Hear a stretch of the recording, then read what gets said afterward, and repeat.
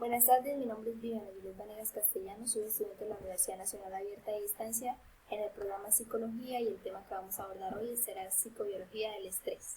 A continuación vamos a recalcar un poco de su historia. El concepto de estrés se remonta a la década de 1930 cuando un joven austríaco de 20 años de edad, Hans Seyle, observó que todos los enfermos a quienes estudiaba, indistintamente de la enfermedad que padecían, presentaban síntomas comunes y generales, como el cansancio, la pérdida de apetito, la baja de peso, la astenia, etc.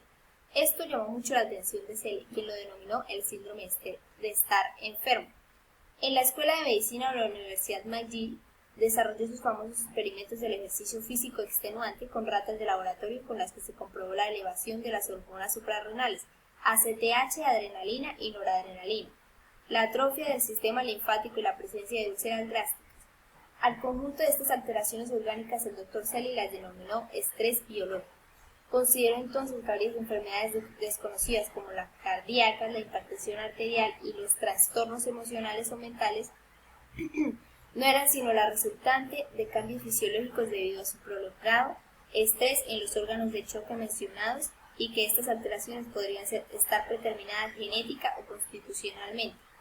Sin embargo, al continuar con sus investigaciones, descubrió que no solamente los agentes físicos nocivos actuando directamente sobre el organismo animal son los productores de estrés, sino que además, en el caso del ser humano, las demandas del carácter social y las amenazas del entorno del individuo que requieren de capacidad de adaptación provocan el trastorno de estrés. A partir de ahí, el estrés se ha involucrado en su estudio y participación de varias disciplinas médicas, biológicas y psicológicas, con la aplicación de tecnologías diversas y avanzadas. Julián Melgoza define el estrés como la reacción que tiene el organismo ante cualquier demanda.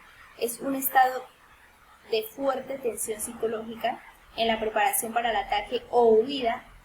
Además de eso, tiene dos componentes: los agentes estresantes o estresores, que son las circunstancias del entorno que lo producen, y las respuestas al estrés, que son las reacciones del individuo ante los mencionados agentes.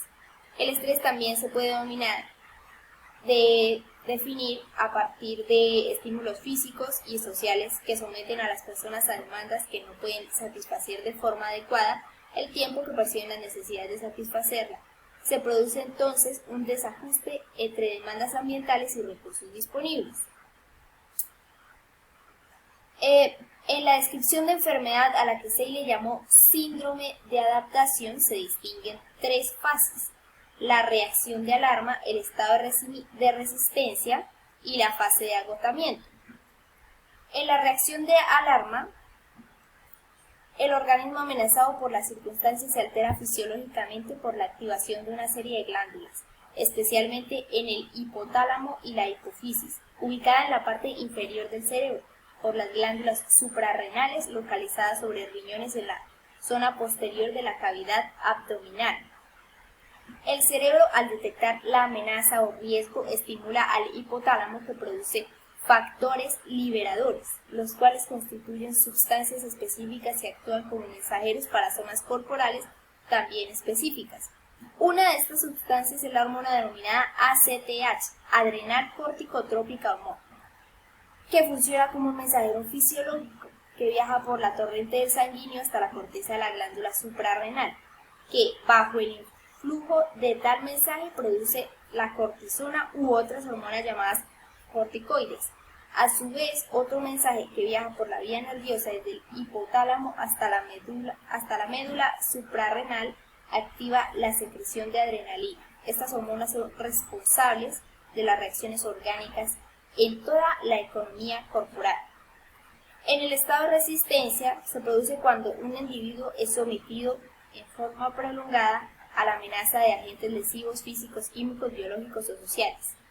El organismo, si bien prosigue su adaptación a dichas demandas de manera progresiva, puede ocurrir que disminuya sus capacidades de respuesta debido a la fatiga que se produce en las glándulas del estrés.